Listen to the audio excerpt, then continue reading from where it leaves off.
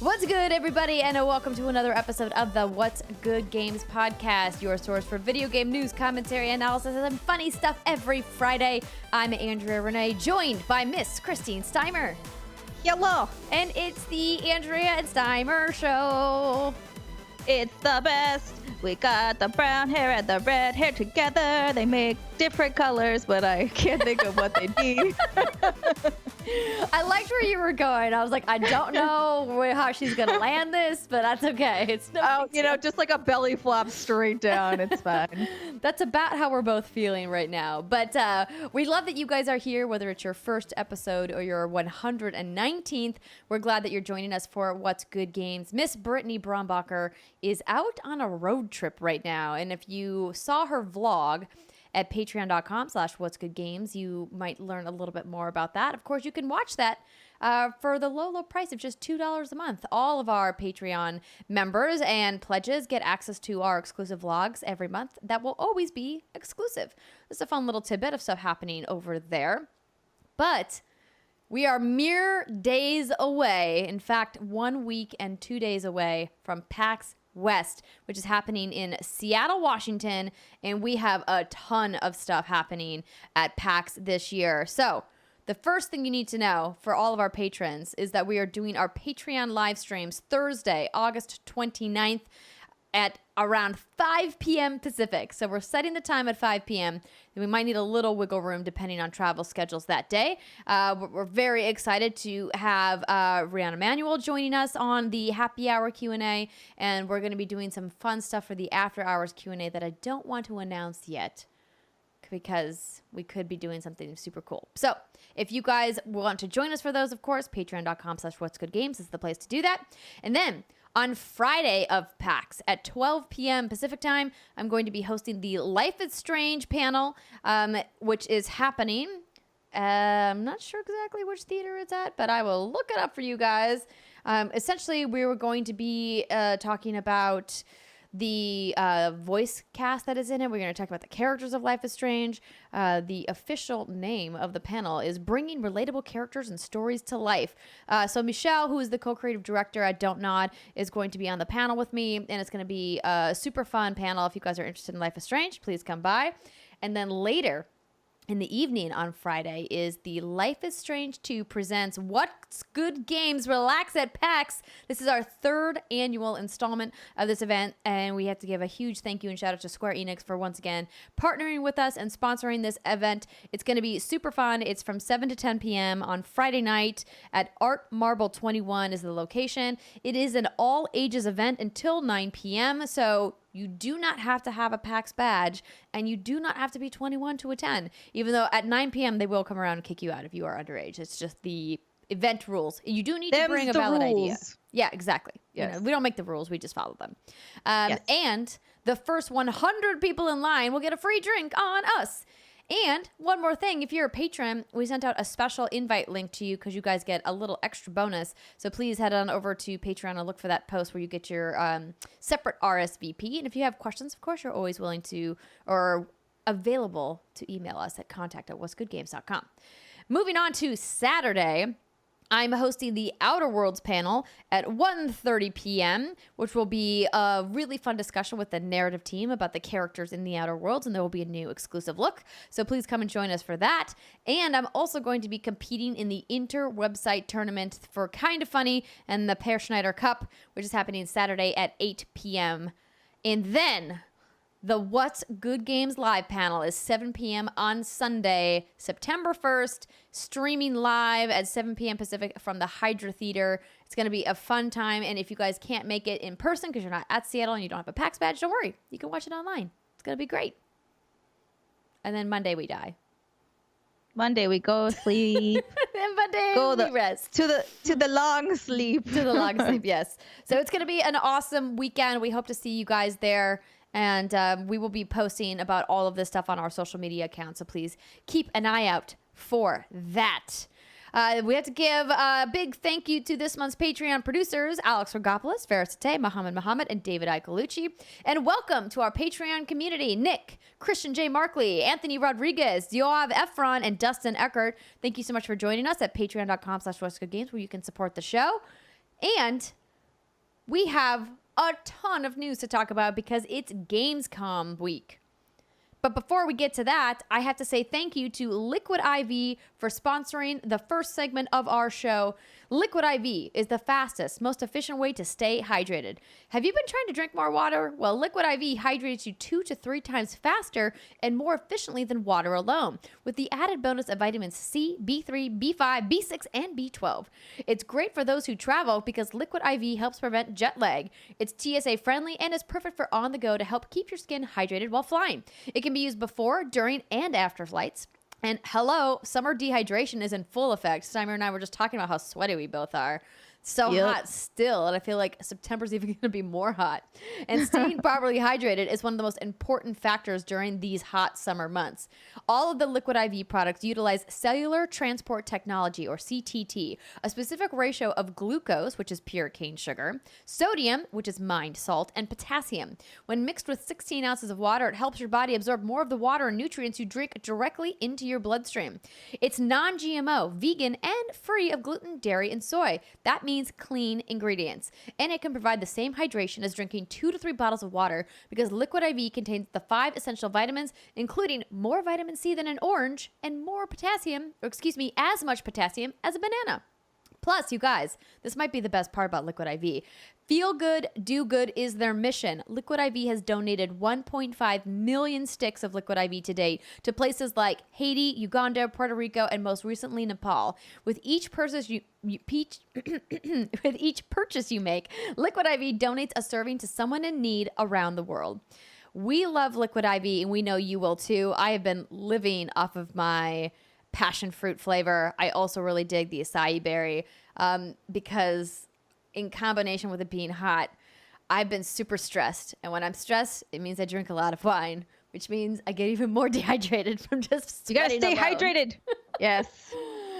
This stuff definitely works. Yeah, it is like bona fide hydration right in a little packet. And you guys can get 25% off at liquidiv.com when you use our code What's Good at checkout. That's 25% off anything you order at Liquid IV's website. That's liquidiv.com and enter the promo code What's Good to get your savings to start getting better hydration. Liquidiv.com, promo code What's Good. Don't wait. Start properly hydrating today. So before we jump into all of this Gamescom madness, we're doing the show a little bit differently today. What we decided is because there's so much news from Gamescom, we're just going to focus on the news from Gamescom and nothing else that's happening in video games.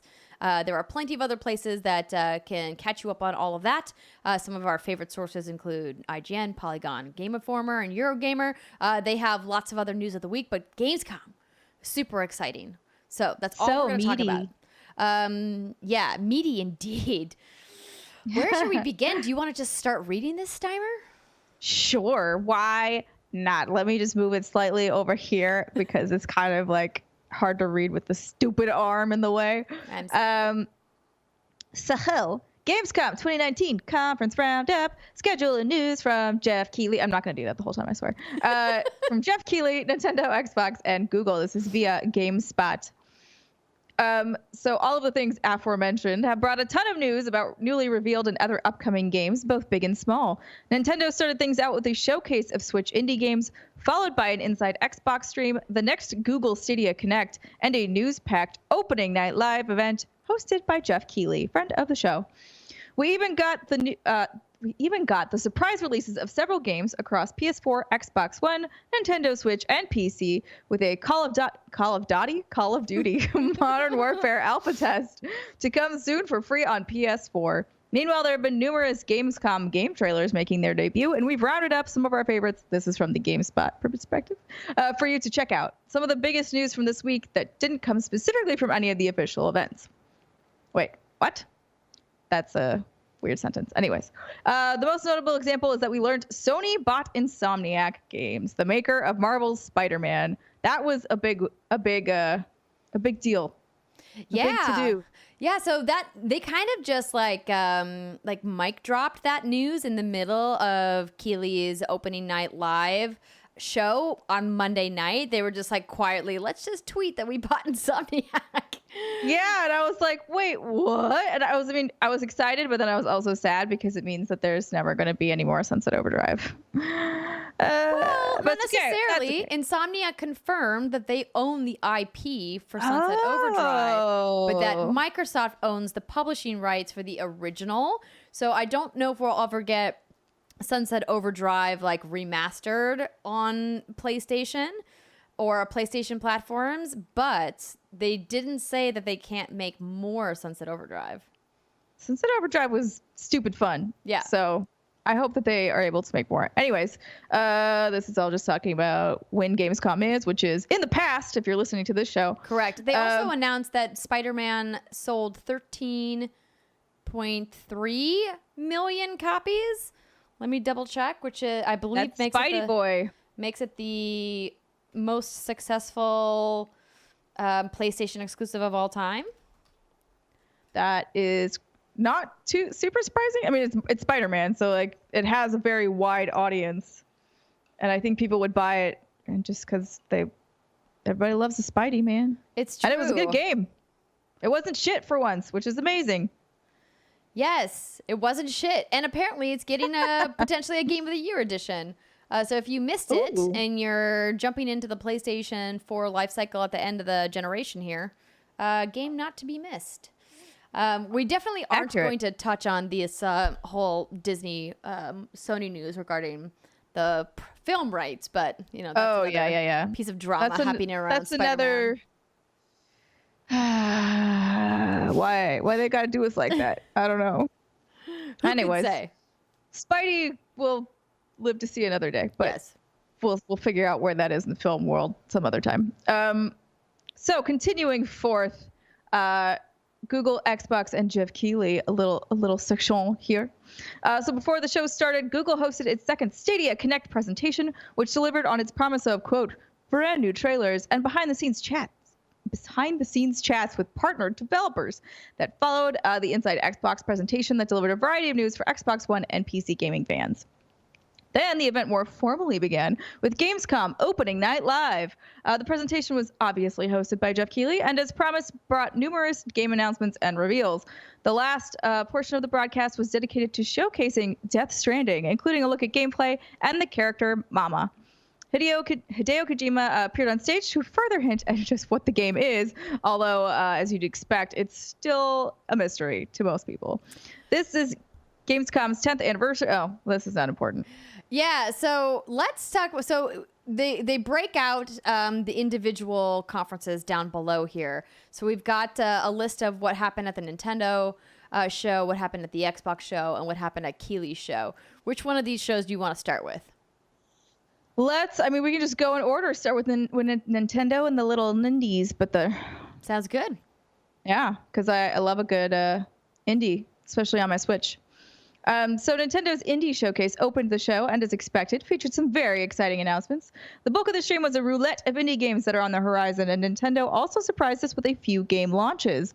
Both Superhot and Hotline Miami are available on the Switch now. The biggest news, however, was that Ori and the Blind Forest, a game published for Xbox One and PC by Microsoft Studios, is also coming to Switch. You can rewatch the stream and all that jazz on the internet if you feel like Googling for it. But yeah, so Ori is coming. Hotline Miami Collection is now, as they said, along with Superhot. Then there is another indie game called The Tourist, but spelled funny. And then Skater XL for Nintendo Switch as well. It's not Skate 4, it says, but it could do the trick. Yeah, so this was a nice little bump for Switch. I think they've had a really breakout stellar year. I think getting a game like Ori makes sense for Switch as a platform. We've already seen Microsoft bring Cuphead over to the Switch earlier this year, and in advance of Ori and the Will of the Wisps, which is coming out early next year, I believe. This is a nice little addition. I have one concern about it, and that is Ori and the Blind Forest is one of the only games where I've actually thrown my controller. But if I'm holding my Switch, don't spike your Switch. It's not meant to take that kind of impact. But Just know that this is a sort of rage-inducing game. Maybe you want to dock your Switch and play with the Pro Controller, just so if you do throw anything, it's just a controller and not the entire platform. Agreed. I definitely would recommend Pro Controller for Ori controls. Though I did manage to make it through Celeste, so I could probably do it. But I think the style of gameplay that Ori is, with the combat being included with the platforming, makes it a little bit more tense than Celeste was. But yeah, This is great. I think we can expect more from Nintendo at PAX West as well, since that's in their backyard. But no surprise at any of these announcements. Nope. Next, you want to take Xbox? Sure. So GameSpot writes that it was a fairly standard live Inside Xbox broadcast from Microsoft, though that doesn't mean it was lacking for news. There were plenty of trailers and reveals, including that of Gears 5 Horde mode, new colors of Xbox One controllers, new Game Pass games, and more. Notably, Bungie also appeared during the broadcast to talk about Destiny 2 Shadowkeep. Until now, Destiny has had an exclusive arrangement with PlayStation that meant the game was typically only showcased during Sony events. You can watch all of that on the Inside Xbox recap over on GameSpot if you are so inclined. So the most notable title, I would say, from the new Game Pass reveals was, of course, Devil May Cry 5, which is an amazing opportunity for you guys to play that game that came out not that long ago, like 4 or 5 months ago. Yeah, it's really not that old. Yeah, and it's an excellent game. Highly recommend if you have Game Pass, or if you were thinking about getting Game Pass, maybe now is the time. Of course, they announced that PUBG is adding crossplay for PS4 and Xbox One, which is something I think they spoke about earlier this year, but are now going to be launching. Of course, the 2 new colors. And then for me, the big thing here was the look at Gears 5 Horde mode. So the big thing that they're doing for Horde mode this time around is that they're adding special abilities to each of the characters. So they're not class-based, they're character-based. So Rod Ferguson was on the show and he was explaining it in depth, and they were showing, some of the different ult abilities and how they're going to work in the new Horde mode. And I cannot wait. I mean, I love ultimate abilities. I think every game should, that's probably not true, but a lot of games should have them. They're super fun. So yeah, I'm excited that they are adding this in. Are you going to play Horde with me? Horde is already fun. Of course I'm going to play Horde with you. Yay. You and I actually play together. It's true. We do. We always lament that Brittany could be playing with us, but then she doesn't. And then she's like, I'll play with you. And then we're like, I liked, I'm down for like the new stealth controller also, which is like a gray camo. It's very, very my aesthetic. Although there were also, this was not part of Gamescom, but since it's somewhat related, the new PlayStation controllers, PlayStation also announced some new DualShocks. That rose gold? Oh. There's rose gold, there's purple, there was a light blue. Let me look. Yeah, so it's like almost like a sky blue. It's like a cross between like a sky blue and a periwinkle. Very soft blue, and then it's electric purple. And then it's like a red camo. It's like a red camo. I don't love the red camo. No, red camo is lame. I'm calling it out. I'm sorry if you're a camo loving person. I love camo. I have 2 pink camo controllers. I love camo. I do not love that color combo, but the pink is nice, and the purple is nice, and the blue is nice. So yeah, if you like any of those colors, you've got some more options coming your way. I did also want to mention before we move on from Xbox, when we're talking about new stuff for Gears 5, that Horde mode also introduced a new mechanic called Power Taps, which encourages players to move their bases around rather than hole up in one defensive position. You'll need to move around the map and capture energy taps every 10 waves, which will boost your power. I think this is a really neat idea because, especially if you're with a crew and you're going 0 to 50, that can take a really long time. And so this really helps vary up the position of all of the different waves to really see, like where you're going to be and how you're going to move your base around, which I like. I mean, it also makes it harder, like, because you can't just keep investing in the same spot. You have to pick it up and move. Got to be nimble. Yeah, got to be flexible, as they say. Yeah. All right. So our good friends, not really, but... Well, okay, Stadia also had another press conference. This was mostly just game trailers, and many of them were for games that had not previously been confirmed for Stadia, including Cyberpunk 2077. I think that's probably the the biggest one out of all these, but there's also Samurai Showdown, Mortal Kombat 11, also not bad. And then Google unveils and then they just have like a new Doom Eternal trailer, because Doom was already coming to Stadia. Yeah, they had already confirmed that back at GDC earlier this year. Yes. Yeah, so the Stadia stuff was very much like, cool. I mean, because it's like all games that exist. It's just like, that's also coming to this really non-existent platform, because it's like on everything. It's on the Chromes. Yeah. I'm waiting for them to come out with an exclusive announcement or some kind of exclusive piece of content or something. That's going to either need to be purchased, or because like the dev teams were definitely not there. Right. So those projects are a long ways away. But yeah, it's cool. Maybe one day Stadia will be a real boy. It will be. At least they will for a couple of years before Google's like, is this making money? I don't know. That's what Google likes to do. They launch things and then they go, do we actually have to support this? I don't know. All of our engineers want to move on to a different project, so we're gonna let all those engineers move on to another project. And then, so that's honestly what I'm mostly worried about with Stadia is I know how Google engineering works, and most people don't stick around on the same project. No, and I feel like there's a lot of big tech companies that suffer from that. I think we've seen it with places like Facebook as well. Where they launched, this video program and then their engineering got it off the ground, and then it kind of like stumbled, and it's like, well, what is Watch? What's happening there? And it's just one of those things that, they want to keep pushing the innovation. And I appreciate that. I love Google's suite of products. I use them literally every day. And it also just makes it concerning for gamers who want to invest in the Stadia ecosystem, which has always been the troublesome part about digital ownership, right? It's this idea that, I'm going to buy games on Stadia or invest in a Stadia subscription, knowing that potentially someday, if Google's like 5 years from now decides to shut down the service, what if I bought Cyberpunk 2077 on Stadia at full price, knowing full well that CDPR is going to continue to support that game for years to come with DLC and expansions, whatnot, but then Stadia shuts down and now I've lost my investment. It's something to be considered. Mean, that's a tough pickle. Tough pickle you find yourself in sometimes. I was going to bring up something else, but actually I think I'll let us finish Gamescom news and then I'll circle back to something. Sure thing. So the big guy of the evening, our friend Jeff Keighley, we've worked with him for Judges Week. We've worked with him for the Game Awards. I've known Jeff for a long time. Funny? What? I actually physically ran by him. He was also on a run during Comic-Con. Oh. And I was like, I was going for a jog, and then I looked over and I was like, was that Jeff?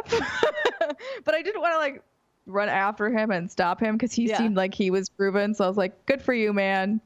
Getting some exercise. Heck yeah. Yeah, no, he looked great on stage, and what a presentation he put together.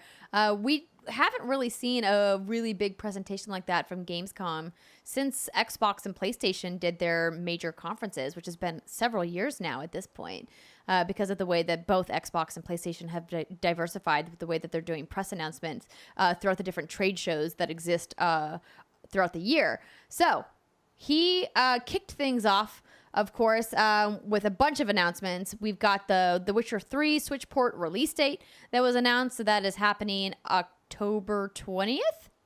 Is that correct? I will. Yes. Nope. October 15th. 15th. That was close. 15th. Very close. Call of Duty Modern Warfare's free PS4 alpha test is happening this week. It's maybe done by this time. The co-creator. Let me look. The co-creator. It's going to stop on the 25th. So no, you have a couple of days. You have till Sunday. Excellent. The co-creator of Halo shows off Disintegration, a new team-based multiplayer game, which I think looks really interesting. I'm hoping that we're going to get to have a little bit more details for us about this game. I believe we're going to get to see it sometime this year. Fingers crossed. But for people who aren't familiar... 2020, so show me something in 2019, friends. Yeah, so they originally announced this really with just some key art on Twitter, I believe. They said, from the co-creator of the Halo series. It was revealed during E3. And then the gameplay, of course, happened during opening night live in Gamescom, where the developers at V1 Interactive showed off the new first-person shooter. According to the creators, Disintegration will have a full single-player campaign focusing on a variety of different characters, including the Grav Psychopilot Roamer, along with a comprehensive multiplayer mode. So, of course, we saw a brief glimpse of the 5v5 multiplayer matches. I'm interested to see more. I'm always down to try out a new FPS game and dabble with it. I, of course, prefer campaigns, but, if it's coming from devs who have roots in Halo, PvP is always going to be part of the plan. Yes. Always and forever. That's how they make the money. Just so you know, I'm intentionally skipping this. I'm saving it for last. Okay, cool. And then Sega debuted the Civilization building game Humankind. We got to see a little look of Predator Hunting Grounds. Of course, this is from the team that made Friday the 13th. So it's that asymmetrical multiplayer gameplay that they really honed with Friday the 13th with Jason, now with Predator. I thought it was interesting how... Oh, God. That's terrible. We're gonna have some rough chuckles times in the future. Yeah, did you see this gameplay at all, Steimer? I didn't know, but I mean, if it's like Friday the 13th, then it's gonna be me screaming at you while you play. That sounds right. Well, the thing I like about this, and what I think is going to make it a little bit more interesting than Friday the 13th, is that you could pretty much go lone wolf in Friday the 13th and survive if you wanted to. But here it seems that's kind of what you had to do. You had to spread out. Yeah, otherwise he would kill all of you. Or you would have to team up with people you knew, because there was a lot of griefing happening in the beginning of the game with the counselors killing other counselors. And then that's right, yeah. Then they finally, put a penalty in the game for that to kind of put a damper on that. But here, the other players are going to have other objectives that they need to kind of go after while the predator is hunting them. And so I think it's going to make it a little bit more... what GameSpot is actually saying here that I think is a good example is they're saying it's more like Evolve, if you remember that from Turtle Rock Studios. And so it was like, 4v1 where you're actually like teaming up together against the monster. Yeah, okay, I'm watching the trailer now. It does actually. I was thinking that as you were talking, I was like, this seems actually a little bit more Evolve-y. Yeah, shout out to Predator. Shout out to Evolve, man. I miss that game. No, scary Predator. Run away. So that'll be fun when that comes out eventually. And then Kerbal Space Program 2 was announced, and it's set for release in 2020. Little Nightmares 2 was also announced, and it's happening next year. And we got to see a gameplay trailer for Need for Speed Heat. And this is a game that I'm very much looking forward to. I know that there's a lot of people out there that are skeptical after the track record of late for Need for Speed as a franchise, and I don't blame you. You have every right to be skeptical. I, like you, am also skeptical, but I'm holding out hope that maybe they can have a return to function. They did release... I mean, at least the logo is like very Miami Vice, which is nice. Yeah. I like what they're going for. I like that they brought cops back. I like that they have brought these different modes, and they launched the car customization app during Gamescom. So I think that that's a really cool way to get people involved before the game launches and let people look at all the different customization options. You can build your customizations in the app, and you can transfer them right into your game when the game launches, which I thought was really cool. And I'm looking forward to playing that. And then we got to see that new campaign trailer for Gears 5. So Rod came back after doing his appearance at Inside Xbox in the morning. He went to Jeff's show in the evening and then showed more from Gears 5. And boy, oh boy, do the graphics look gorge from what we saw. I can't wait to see what this looks like on Xbox One X. Yes, give me more. Yeah. But... also give me cooler weather so I can run my consoles. I'm just like, I know, I'm like, I can't play anything until the sun goes down. Yeah. Because otherwise it just produces too much heat in my house. Man. It's hot.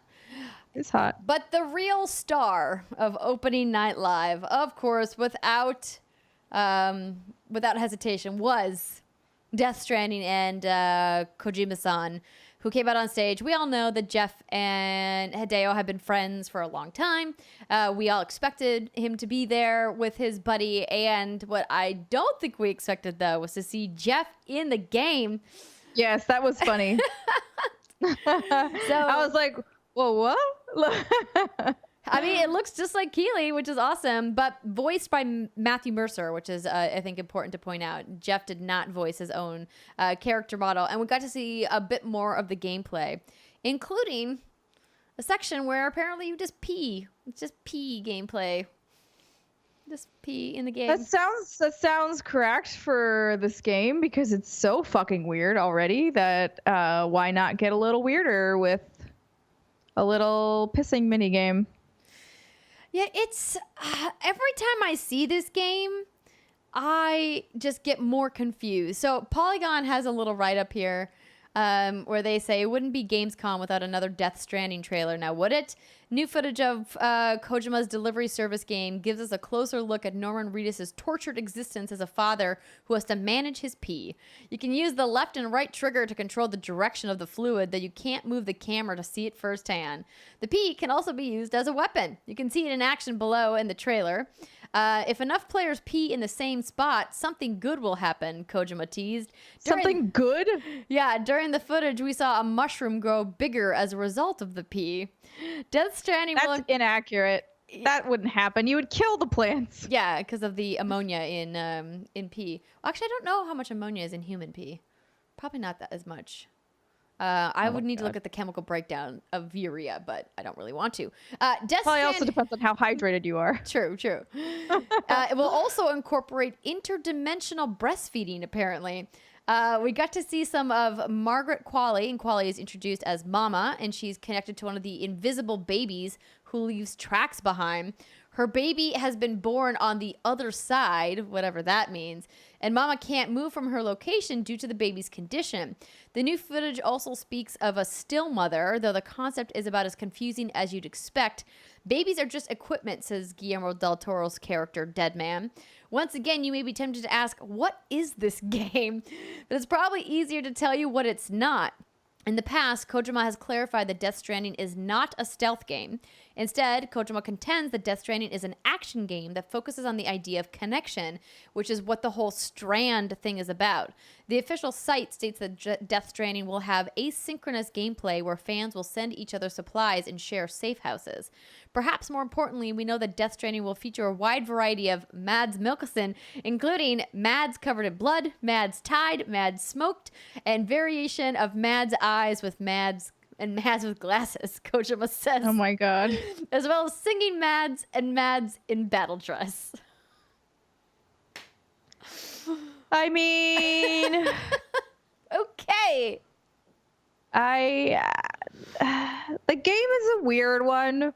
It's always been a weird one. It just keeps getting weirder, in my opinion. It's just like doubling down on the weird. Especially, yeah, I mean... How could you not play this game, though, at this point? Because you're just like, what the fuck? Like, yeah, what is it? Like, I have to know. I mean, granted, you could also just wait and then watch it on YouTube. Stream it or, on YouTube. Yeah. But man, oh man.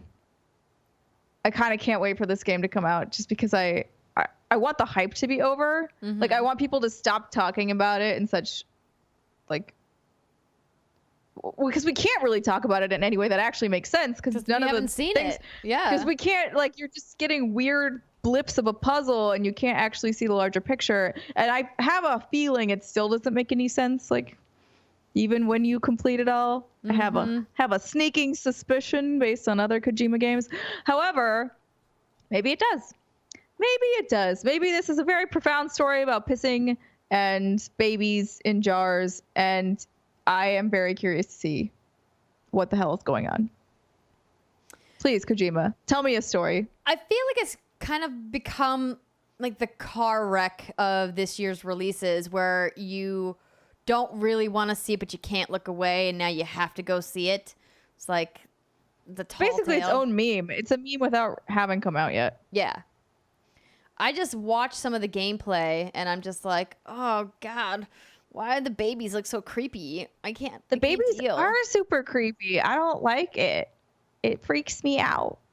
And that's why also when he's talking about it's an action game, I'm like, I have yet to see any action in all of the trailers. I think the most I've seen is like running away or like running between boxes. That's like the most quote unquote action.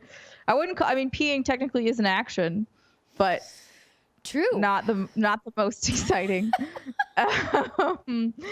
And so I'm just like, okay, there's boxes. There was box moving, also an action technically. But I don't know. I really don't know. This is one of those games that's just a head scratcher. And I kind of love, though, I want to be Hideo Kojima for a day. Just one day. I just want to like pop in that one day. And I actually don't want to be him, but I want to like get inside his head somehow. Be like, what the fuck's going on up here?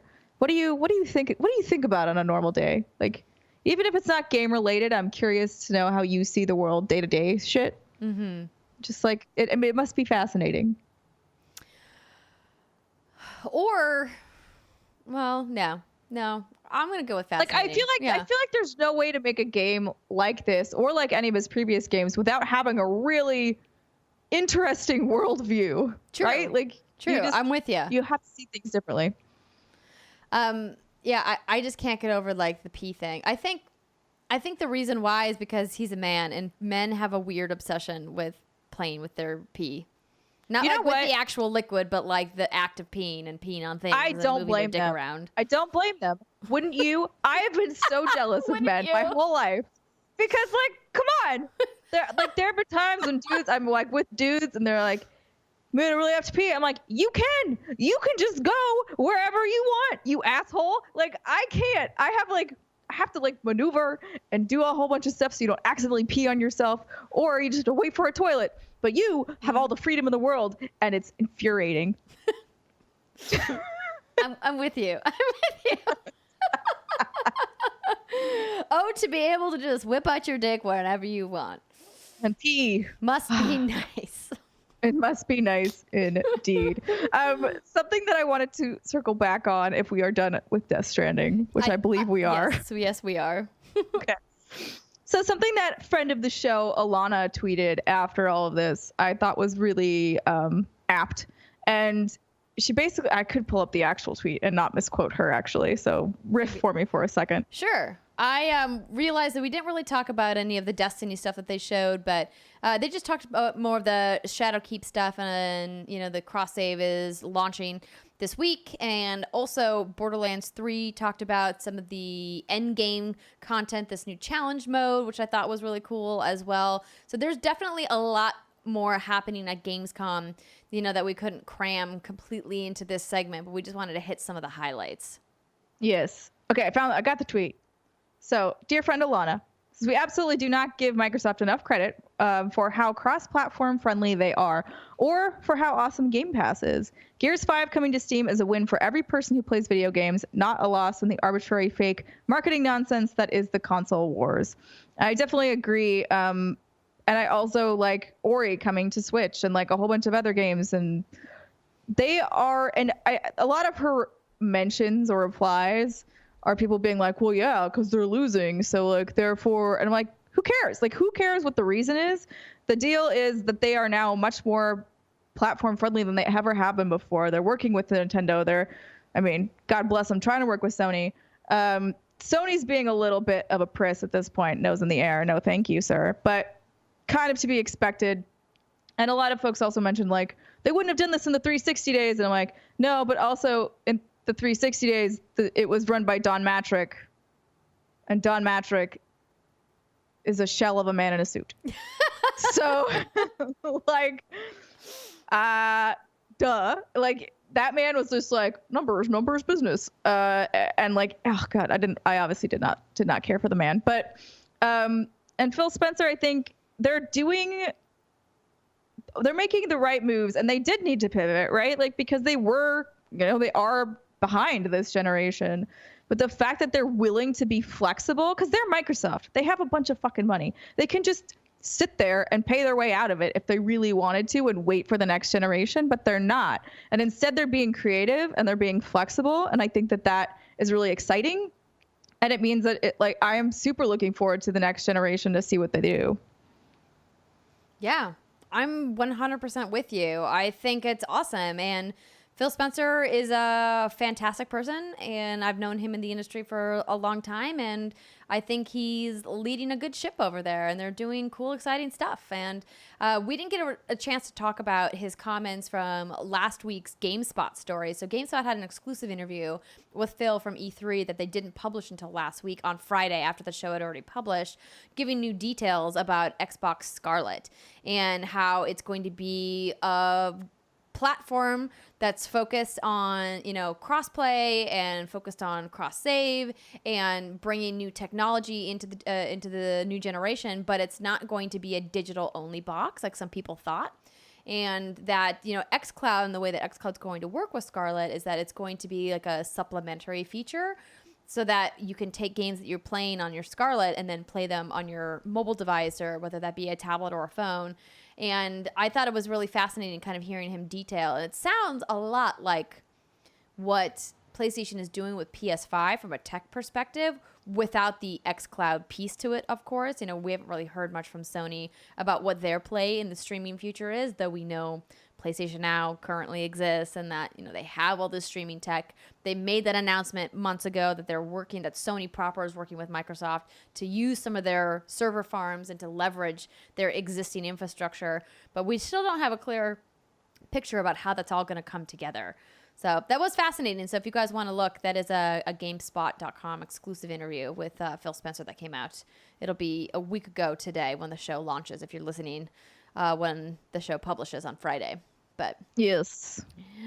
Well, I think, was it not Gamescom? I thought I saw something on Twitter about Minecraft also getting a nice visual upgrade, but they delayed the visual upgrade that was supposed to come for Minecraft. Got it. Yeah, there were some things I saw the pictures. Yeah, that they wanted to do, but then they're like, this was actually a lot more intense than we were anticipating. We have to delay this update. Oh, whoops. Yeah. You know what? Technology, it's hard, and sometimes it breaks, and then you gotta roll with it. Roll with the punches. It's true. I'm trying to see and just looking over this list of news. Sony says some PlayStation games may need to go multi-platform. Oh yeah, that was a thing. Oh yeah, they finally saw the Avengers gameplay, 19-minute gameplay video. We're gonna get hands-on with that at PAX West, so we'll be able to tell you how it plays. But if you want to watch it, that is what we saw behind closed doors at E3 for Marvel's Avengers from Crystal Dynamics. And I will say, go watch it if you are interested in that game, but were turned off by the E3 presentation, because I know I was like, what is happening?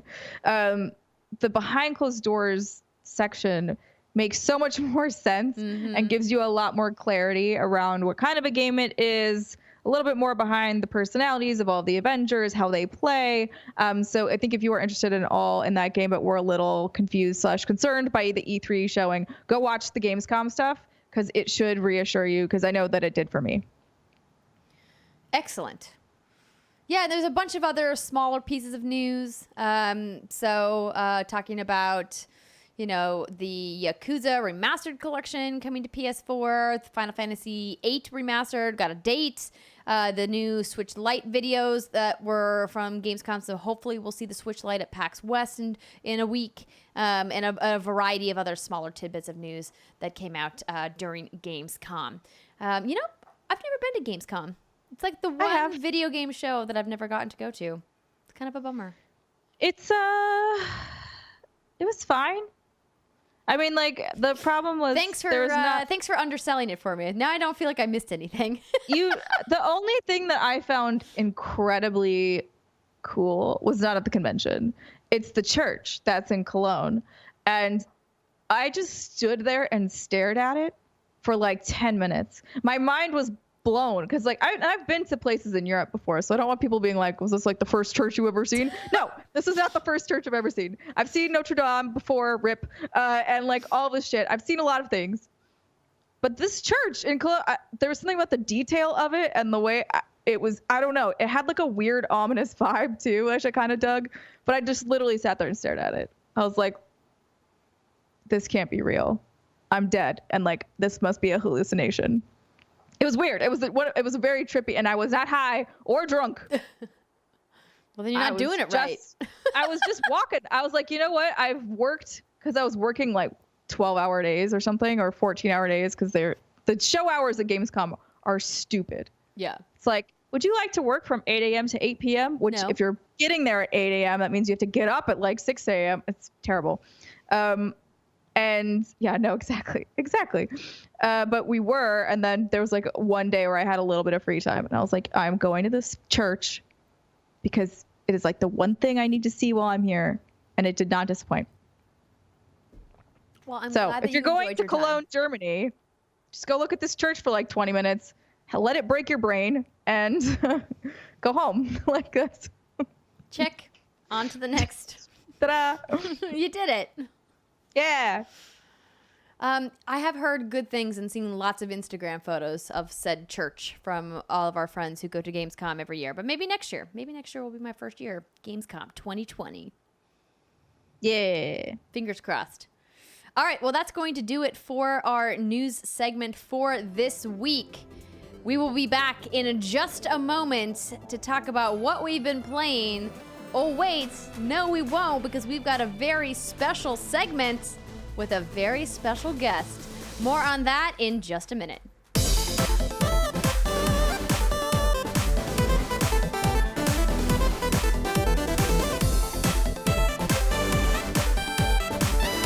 What's good, everybody? Welcome back to the What's Good Games podcast. It's segment 2, and this is where we talk about what we've been playing.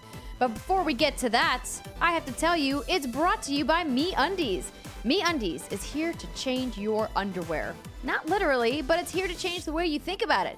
They believe undies shouldn't take themselves too seriously. They believe undies should be soft, fit every booty like it was made for every booty, and other fun patterns that give you the freedom to express yourself. Plus, they've got new women's products, ladies. MeUndies also believes that every woman should have the freedom to wear whatever cut they want, in whatever color they want, in whatever size they want. So, ladies, rejoice. The Feel Free collection is here. MeUndies size tested these 5 new silhouettes on every body type. With an ultra-soft, feather-light waistband that provides 0 restriction, these undies will be the best thing that has ever been on your body. And it's offered in sizes extra small to 4XL.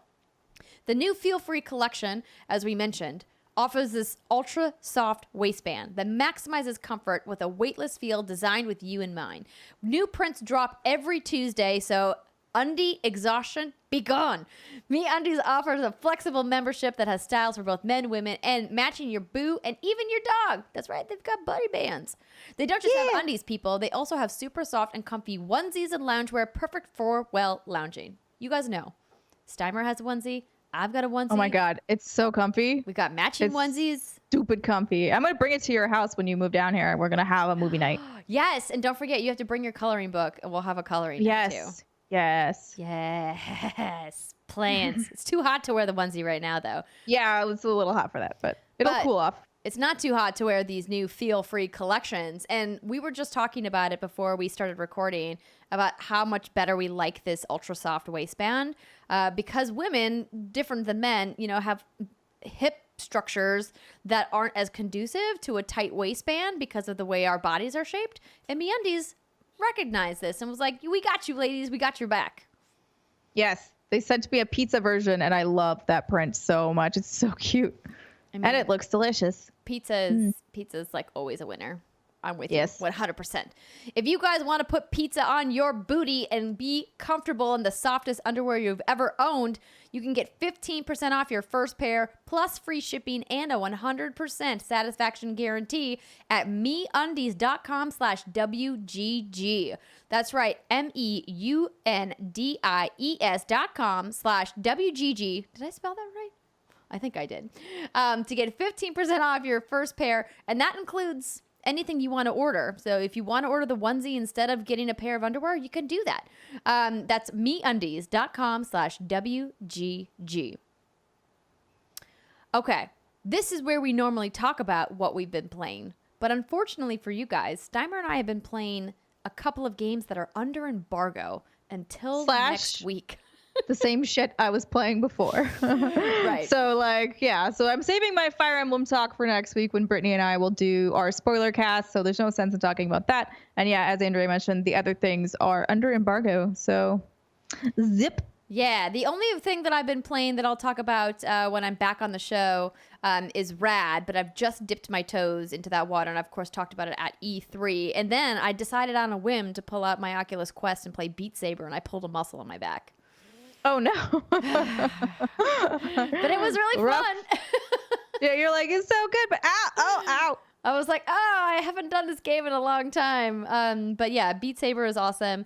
You got to stretch before you get into it. Yeah, I know. I should have loosened up or something. Mm-hmm. So we decided, instead of talking about what we've been playing this week, we have a very special segment. I had mentioned to you guys that I was going to try to get Alexa Ray Corriea, one of the founding members of What's Good Games, back in the studio before I tore it down and moved everything down to Los Angeles. And thankfully, she had some time. And so we sat down together and recorded a little mini episode that we're going to pop in right here. I think you guys are really going to like it. She tells the story of how she got engaged, which if you didn't know, she got engaged recently. She talks about, as you guessed it, Kingdom Hearts 3. We talk about Fire Emblem, and boy, oh boy, does she have the hottest of hot takes on Final Fantasy VII Remake. Something that I was not anticipating. And then we talk about a bunch of life stuff. It's a really fun conversation. I was really glad to see her and get her back in the studio. And maybe we'll get her to guest once I get the studio set up down in LA. Who could say? But for now, enjoy this special segment and have a good time. What's good, everybody? Andrea Renee here with a very special guest who hasn't been in the What's Good Game studio for far too long. It's so different in here. Miss Alexa Ray Corriea is back. Hello, how are you? I'm so good now that you're here. I'm really excited to be here. Everything is really different, though. It is. So she walked into the studio today, and I realized she hasn't seen it since we transitioned to the desk space, which smells different, too. Oh, it does? Yeah, it smells different. Oh, hopefully better. I mean, both the previous smell was not terrible, and this is also not a terrible smell. It just has a different smell aura. Interesting. I guess it does make sense. I just don't know exactly what it smells like. We'll figure it out though. Business. Business. Yeah, business things are happening in the studio. Yay. So I'm so glad that you were able to stop by. I have been pestering you to be like, hey, I'm going to tear down the studio. I'm leaving the San Francisco Bay Area. Please come by. Let's record something. I know. No! You're all leaving me. I'll probably follow you soon anyway. It's fine. Yes, come to SoCal. It'll be great. We're just going to amass everybody in Los Angeles. It's going to be fantastic. So, Alexa, yes. We are going to get to some questions in a bit because I did reach out on Facebook and on Twitter to ask you guys if you wanted to submit questions to whatsgoodgames.com/DearWGG, and many of you did. There are lots of fun questions. But let's start with the first one, because I was going to ask you this anyway, but Travis took the words right out of my mouth.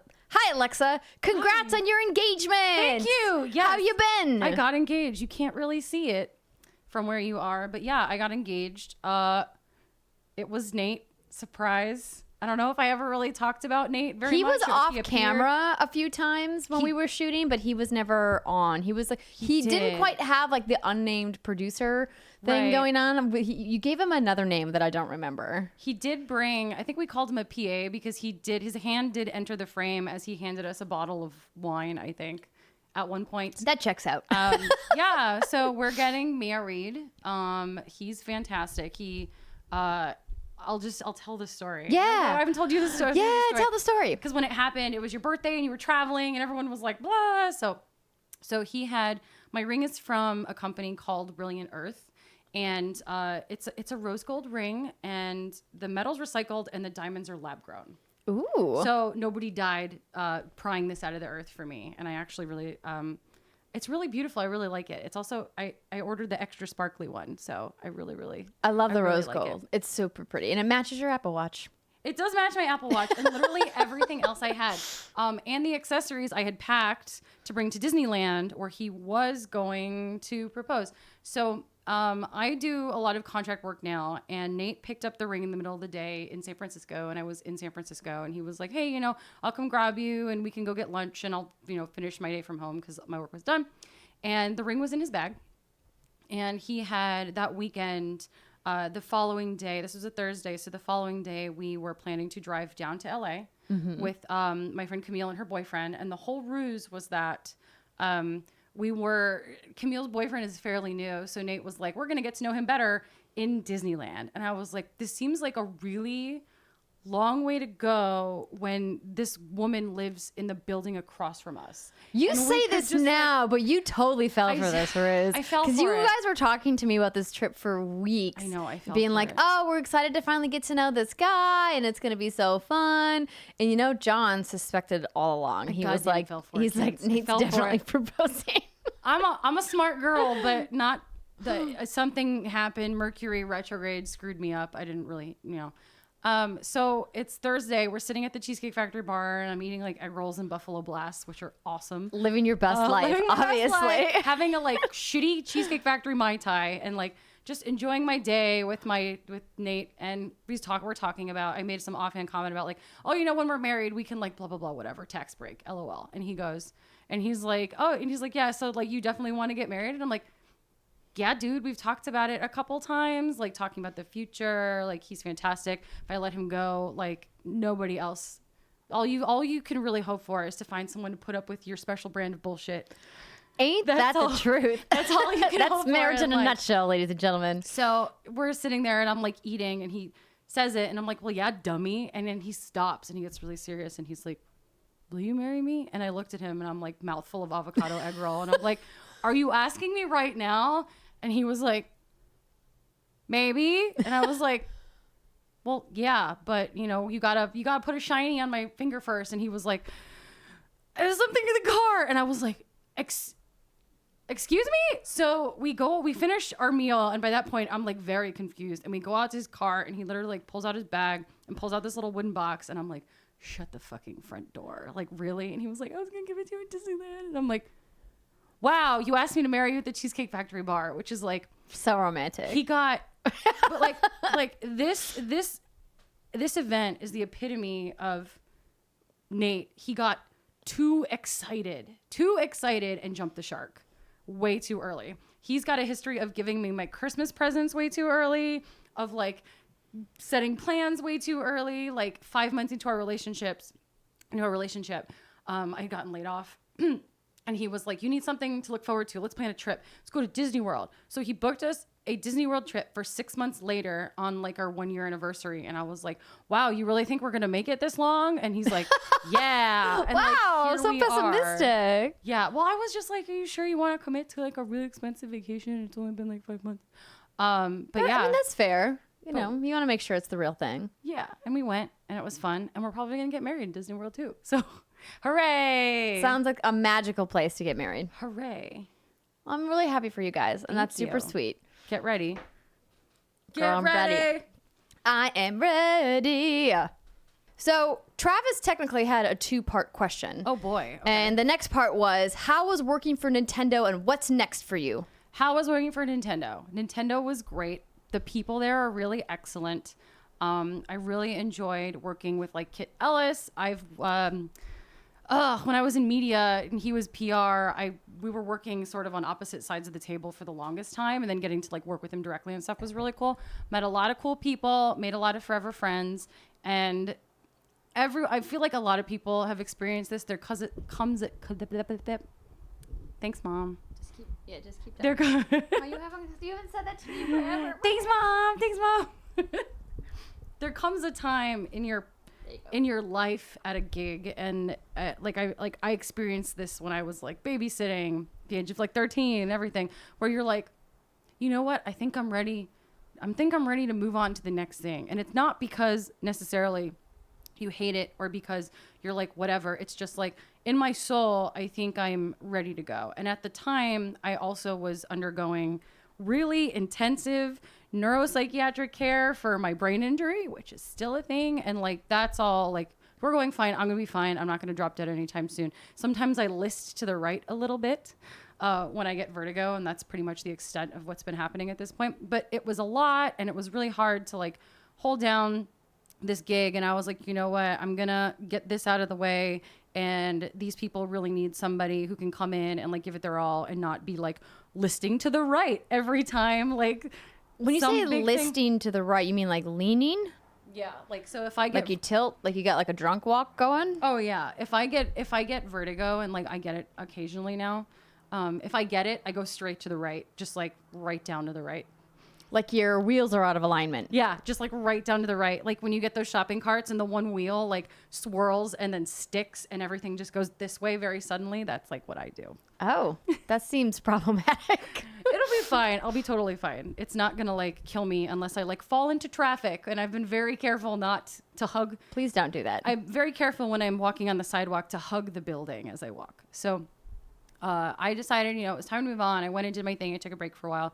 And now I've been doing a lot of just independent consulting. I know I've talked about doing it before.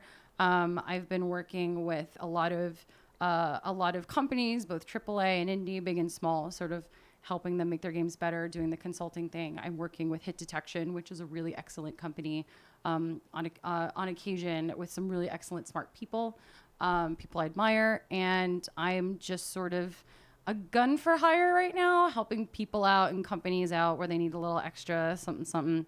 And I'm also working on a couple of projects that I can't talk about yet, but we'll probably get to announce next year. Crossing my fingers. I hope none of you are watching this video. They probably aren't. Don't worry about it. But we won't make you spill the beans anyway. Beans will come later. Beans need to bake a little bit more. But keep an eye out. Stuff is happening. Well, that's very exciting. Of course, as you can imagine, a lot of people have been asking, why isn't Alexa on WGG? What's going on? Which leads us to J.A. Center's question. Hello. Congrats on the engagement. Thanks. When are you coming back to WGG? Today, right now. Right now. Here she is. Bam. We did the thing. We did it. So obviously with the studio moving to Los Angeles, we won't be able to have Alexa on even semi. Unless I move to LA. Unless you move, boom, she comes back. It is not outside of the realm of possibility at this point. So, yes. We'll all keep our fingers crossed. So here's a good one that I think you already have an answer to. Nick wants to know, Disneyland or Disney World? Oh, God. I really like Disney World. It's bigger. I mean, Disney World's pretty great. It's bigger. Also, Disneyland's classic. They've got the California Adventure with the coasters and stuff, but like... Oh, girl. Okay. But Disney World... Disney World, though. Yo. So Disney World, I think my favorite park has become... So Disney World, Florida. There are 4 major parks. We don't count the water parks. Magic Kingdom, Epcot, Animal Kingdom, Hollywood Studios. Every park except the Magic Kingdom, you can just order a drink and walk around with it. Like Vegas. Yeah. I'm all for like going into... So our favorite bar in Animal Kingdom, Nate and I discovered this bar. It's called the Nomad Lounge. And if you ever go to Animal Kingdom, it's like you walk in and you see the Tiffin's restaurant as you're entering the park. And then as you enter the main hub of the park. And then inside, the entrance on the left is for Nomad Lounge. And Nomad Lounge is decorated with these little pieces of paper that have stories from people who have been in the bar. Like you give a little piece of paper and your prompt is like, what is an experience that has moved you, or what are your advice for people that want to travel and stuff like that. So you have all these really sweet notes and stuff. And also their drinks are crazy good. Ooh. Every time we went, bartender was a real nice heavy pour. I had this beautiful drink that was like, and all the drinks are inspired, and the food are inspired by things that the Imagineers ate on their travels to put together the inspiration for the Animal Kingdom park. Interesting. So decorating the walls are like all of the stuff, like all of like artifacts they've got, photos from when they were looking at stuff, and photos of them with natives and collecting a lot of artifacts or just pictures of the terrain. And I had this beautiful drink that had this like light up orchid in it. And it was like ginger beer and rum and gin and some sort of like coffee liqueur and then a passion fruit syrup. Sounds weird. My mind is like, those things don't go together. It sounds really weird. It came in this little tiny thing, and I took a sip, and it was fruit on the front, and then as I swallowed and the taste dissipated from my mouth, I got that like coffee hit, and it was so crazy and it was so delicious. Nate and I went. I think we actually canceled our dinner plans one day just to go back to the Animal Kingdom park and drink in this lounge and eat truffle fries and drink these like crazy drinks. It was so incredible. And there's like the Animal Kingdom has the best coaster, I think, in all the Disney parks as well. Ooh, okay. Go on. Expedition Everest. Okay, that's the best. It does not go upside down. There is 180-foot drop. But you go backwards. The whole story is like the Yeti is messing with the track that you're on, and you're like on a train in the mountain. Oh, okay, I got you. So what it does is, and I was reading about, I'm like obsessed with animatronics and Disney Imagineering and all this stuff. And you go into the mountain backwards and it's pitch dark and it feels like you're upside down, but you're actually at like a 45-degree angle. And the way that the corkscrew is set up, the G-forces make you feel like you're upside down. And it's incredibly disorienting. And my now fiance got me, I was really anxious about going on it. And he got me quite tipsy right at the end at park closing. Before you went on an intense roller coaster. So I was like, okay, we'll go on Expedition Everest. And we did it once. By the time we had gotten off, the alcohol had taken effect. And it was the end of the day and there was no line. And Nate was like, you want to go on it again? And I was like, okay. So we get on and like we do it again. And then at the end, I'm like, let's do it again. Because by this point, I'm like drunk. 3 times in a row. 3 times in a row. And I'll show you later. I have the photos because the ride takes a photo of you. Yeah, the coaster photos. You can see my stages of being okay with this ride. The first one, I'm like, yay. The second one, I'm like, woo. And the third one, my hands are in the air. I'm not holding on to anything. And I'm just like, yes, it is. And then we got off the third time and my vertigo immediately kicked in. And I was like, time for bed now. Like, I've done it.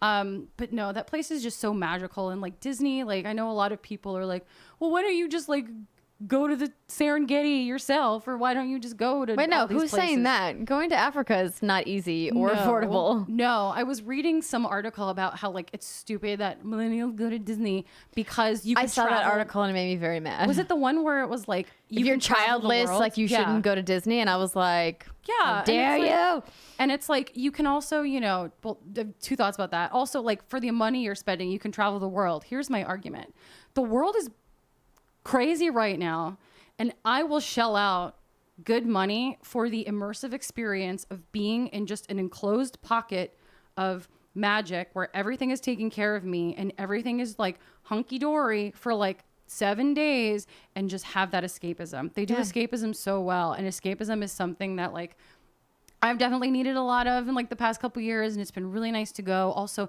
they take care of everything for you there, like literally everything. Sounds perfect. Transportation, like the food is amazing. The amount of stuff that is just meant to cater to like people without children, like the fancy restaurants and the bars, and like there's this one dining experience that's literally like a 10-course with pairing menu, and it's like disgustingly expensive. And like we went and there's only like 10 tables in the damn restaurant, and it was worth every penny. We had this beautiful like 4-hour dinner, and there were no I can get behind a 4-hour dinner. Oh yeah. And there were like couples. There was a family with like 2, I'm assuming maybe their children, like adult children, like teens.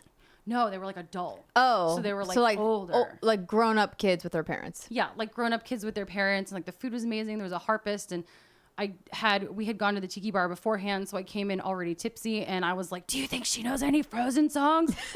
And she heard me and then played 3 songs from Frozen and came over to talk to us, which was really sweet. But they're just like they got it. Like Disney's got it. Disney World, if you can go. If you have kids, great, take them. If you don't take any kids, go by yourself.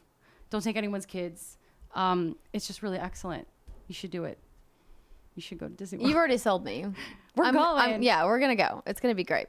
Yeah. All right. Tyler Phillips in parentheses says the Keyblade tattoos. So maybe he sent you photos of his Keyblade tattoos at some point. Oh man. Yes. I remember your tattoos. I remember Says, what are Alexa's thoughts on Kingdom Hearts 3? Overall or specific moments, doesn't matter. Just want to know the Queen's thoughts. As you can anticipate, there are, as I'm looking down here, several questions about Kingdom Hearts. Michael Fitzgerald also asked, Kingdom Hearts 3 thoughts? Now that it's out and completed, how do you feel? Are you excited for the DLC? And we've also got, I mean, you knew this. Oh man. I thought I saw another one. Yes. Elmo also asked, what are your feelings on Kingdom Hearts 3?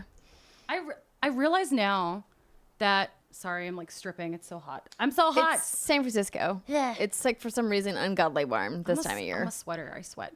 I realize now that I've never actually publicly said pretty much anything about Kingdom Hearts 3.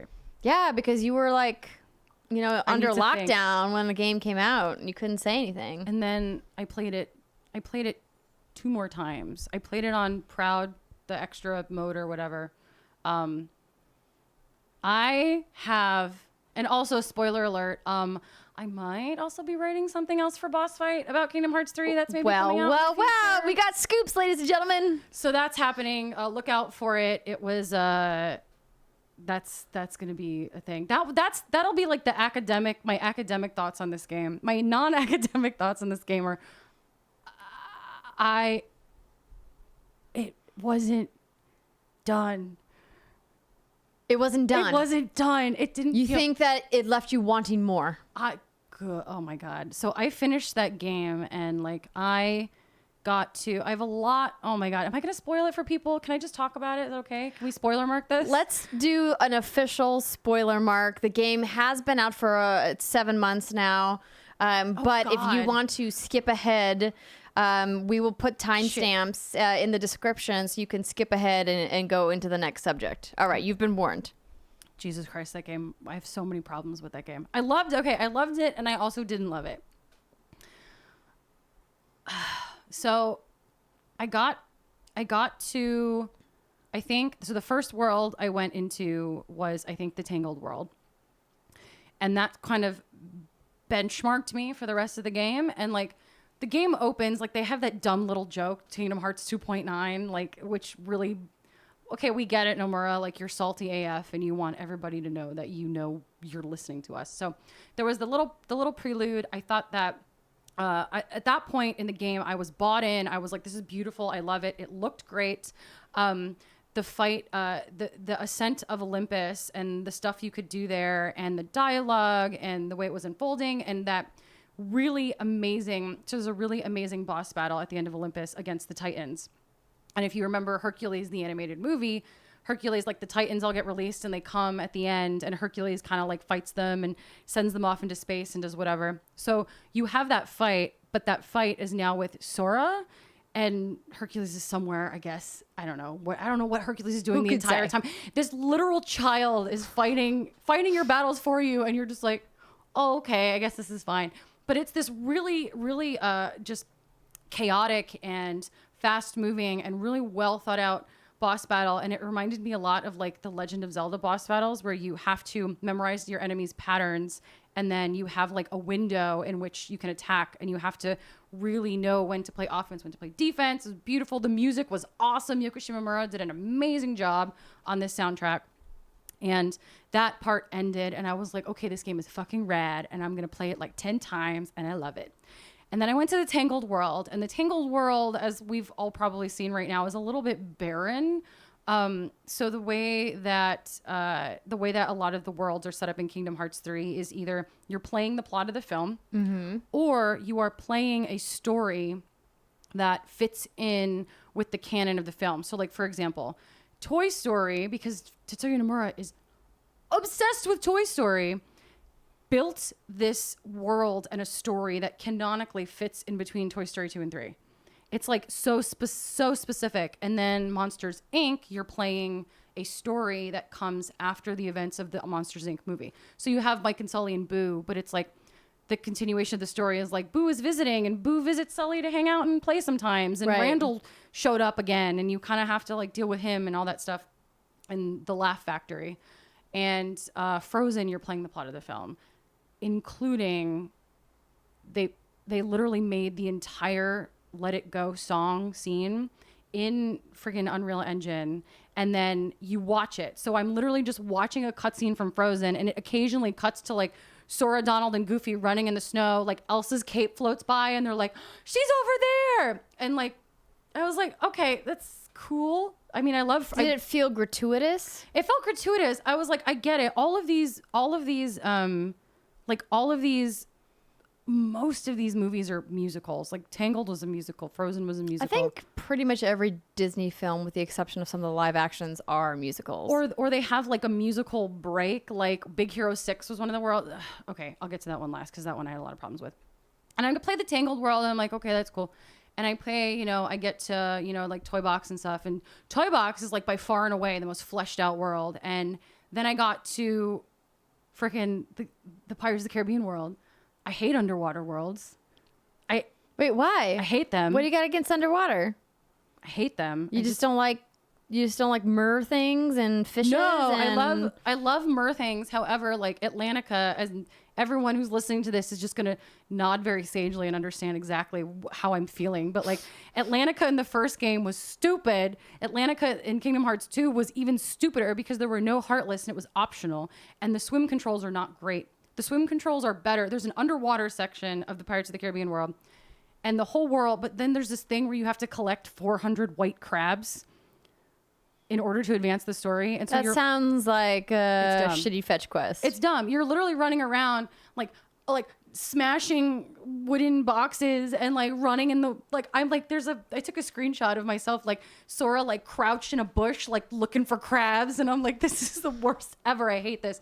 Took forever. I passed the controller to my fiance and was like, I'm not doing this. You're getting me through this. This busy work is for you. Sorry, I'm not busy working this bullshit. I have Heartless to kill. And like the ship controls were really, it was also like, I felt like I was playing Assassin's Creed 4 because there were ship battles and all this stuff and a ship race that was stupid. But then at the end you get to fight Davy Jones in that whirlpool and it was fucking awesome. So it was like worth getting to the end. Back to my original point. The worlds that were developed were inconsistently developed. Some were really fleshed out and really excellent.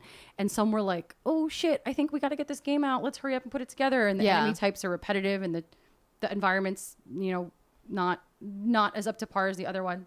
And I think I realized that I was going to have a deep problem with the end game of this game when we got to Big Hero 6, which is, I think, the last world you hit if you play it in the order in which the worlds open up.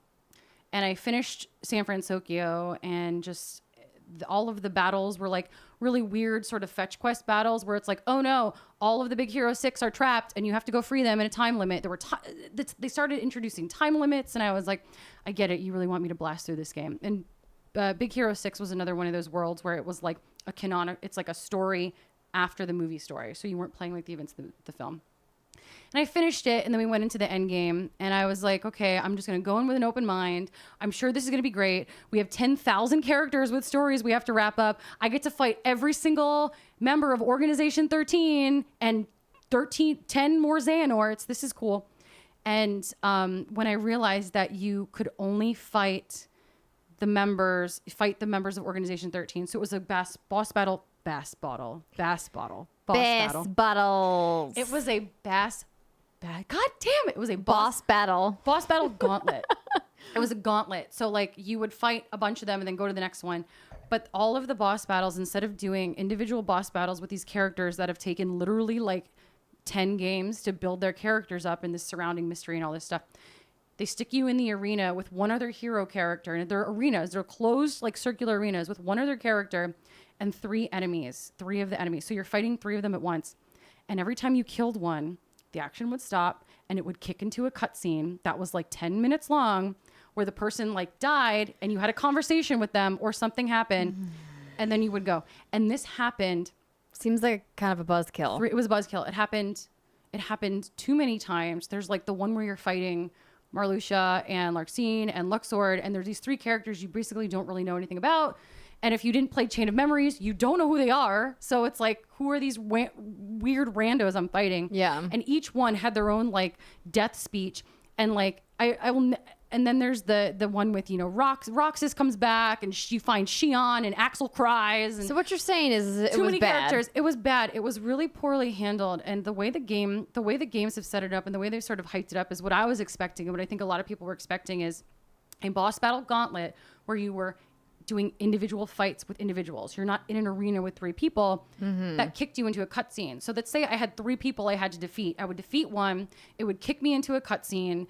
And then after the cutscene was over, I would be back in the middle of the fight with the two other people. And then I would have to keep going. So it ruined your combat flow. It ruined my combat flow. And it also ruined the story because there's one battle. It's the battle with Terra. And if you've played the game, you know exactly what I'm talking about. When you finally defeat the possessed body of Terra, you still have like another person in the arena that you have to defeat, I think. maybe. Oh my God. Like I played this game like 3 times and my brain is so angry and all this. Let's use the Roxas one by comparison. So you're fighting like 3 people and you kill one person. You have this extremely long emotional cutscene and all of your hero characters that are with you in the arena are like standing back here watching you have a conversation with this person. Why are you still fighting? Also, the other 2 people you're fighting, did they just take a break and be like, oh, okay, he's going to die. Now I can like take my water break, like stretch a little bit and then get back into the fight. And Take a water break. It took me out of the story and it also extremely diminished the sense of urgency and importance. And it made me really upset. And then after that, there's the whole you die, everyone gets killed. Sora is literally in heaven, has to pull himself back together by collecting other Soras like swimming in the air. Is this kind of like it was all a dream and you woke up? He goes back in time, creates a singularity, rescues his friends from the dead. I'm out of table. I can't reach anymore. Don't. Like, let's just say. And then like I can't. It was too complicated. It was so that like the way that the story ended, and then also just little things like the imbalance in like the care put into the worlds. Some of those the imbalance in the Keyblades. There are 2 Keyblades that are way more powerful than any of them, and it's Favorite Deputy and Happy Gear. And if you use any other Keyblade, it's the Monsters Inc. and the Toy Box Keyblade. And if you use any other Keyblades, you're freaking stupid because those 2 are like so OP and they give you extra crap. So it's like the game felt like nobody who knew Kingdom Hearts sat down and QA'd it and was like, well, what about the emotional impact of this, or how about the balance on this? And now they're touting the DLC, and like I went to the concert, I was there for the DLC reveal. I was sitting next to some friends of ours and my now fiance, and they both said at one point during the reveal, because everyone was screaming, I literally just tilted my head back and screamed into the sky. And I have no memory of this. I was really excited about the DLC. Exasperated, like, And it's like, but yeah, that's a really like small distillation of my feelings on Kingdom Hearts. I think there's a lot of really interesting messages in it about finding yourself and knowing your limits, but working with them, and just being aware of who you are and what you can do with what you have, and not trying to like reach and be someone you're not, but working with what you got. So yeah, I felt I identified very strongly with that, and it's definitely in a thing that I might be writing, that might be coming out at some point. Exciting. But the game's clearly not finished, and all of this DLC that's coming out eventually, I guess, like it's cool that they're finally going to give us some answers to stuff that we still don't know. But to me, I feel like Kingdom Hearts 3 kind of fits in with Final Fantasy 15, and that the game shipped definitely not finished, and it's really unfair to put, like, it felt very rushed towards the end of the game, and I just put it in that category where it's like you shouldn't be saving big story beats for your DLC. I feel like that's dirty and mean. So I loved and did not love Kingdom Hearts 3. That is my complicated answer. That's the bottom line, I guess. That's my complicated answer. But I also have all the Play Arts Kai, and I got the special PlayStation 4 and some other things. So. The Big Lebowski wants to know what your favorite Keyblade is and why. Thank you, and much love to all of you. I liked Happy Gear. I know I mentioned Happy Gear and Favorite Deputy. Favorite Deputy, the cactus on it kind of looks like a penis, so I don't really use it too much. Amazing. And I know it has the lucky strike drop where you get extra items, but Happy Gear did more damage, and I'm definitely like an up close fighter. I'm not really a magic user, so Happy Gear did the most damage. I like getting in there and just wailing on my enemies. So the Monsters Inc. Keyblade for sure. Also, it looked really cool. It's my favorite one. The Frozen That's Keyblade. all I need, really. The Frozen Keyblade is gorgeous, but like it's not the best one. Lame. It's not the best one. It's not the best one. There's better ones. Rihanna wants to know, speaking of you might be writing another book, Alexa, what do you wish you would have known before writing a book that you know now? Writing a book in general, or writing a book about I think writing a book in general, because you've written more than just, your boss fight books. You've been writing for a very long time. What do I wish I knew?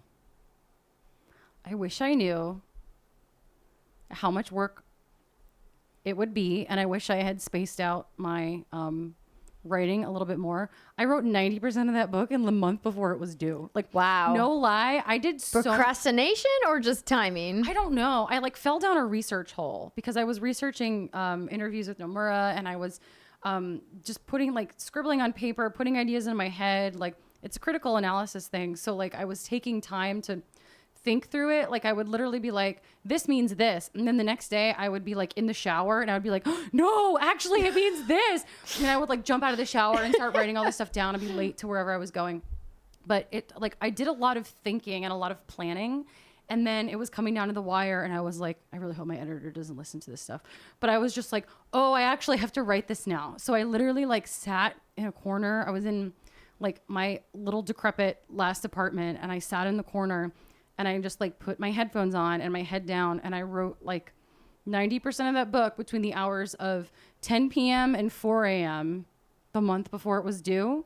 And when the manuscript was returned to me, there were two kinds of edits. There was like, or two kinds of comments on it. And there was like, this is really cool. Wow. Like, let's like dig into this more. And what are you talking about? What is this? And like, I tried to like I tried to do my best to explain Kingdom Hearts stuff in a way that like anyone who was reading it could have understood, including my editor. But there were some where like I would go back and I'd read the paragraph I wrote, like describing nobodies, for example. And I was just like, I didn't write this. Who wrote this? Like I couldn't understand it. So definitely time management. Important. Don't be like me. Adam in Chicago wants to know, hi, Alexa and Andrea. I was wondering if I could get Alexa's thoughts on Final Fantasy VII Remake. I can't recall how much of a fan of the original she is, but after seeing the footage at E3 and seeing them delve more into gameplay mechanics, I was wondering what she likes and dislikes about what she's seen so far and how much she's looking forward to it. Any other JRPG she might be looking forward to a bit more that I should put on my radar? Thanks, Adam. Final Fantasy Remake does not need to exist. Oh, that's a hot take. That's a hot take right there. I've been, if you Google my name and then Final Fantasy VII Remake, you will find an article from Polygon back when I worked there a million years ago talking about how Final Fantasy VII Remake does not need to exist. I don't think when people say remake and I think what we're going to get is not a remake, I think we're getting a retelling. Interesting perspective. I played the game at E3. I loved Final Fantasy VII. Don't get me wrong. It's not my favorite Final Fantasy, but it's good. It's a classic. It changed the landscape of gaming when it came out. It was a pioneer, both in its technology and in JRPGs in general. Very important piece of video gaming history. Also, the story was like fucking cuckoo bananas and like power to square for pulling that one out. But I don't...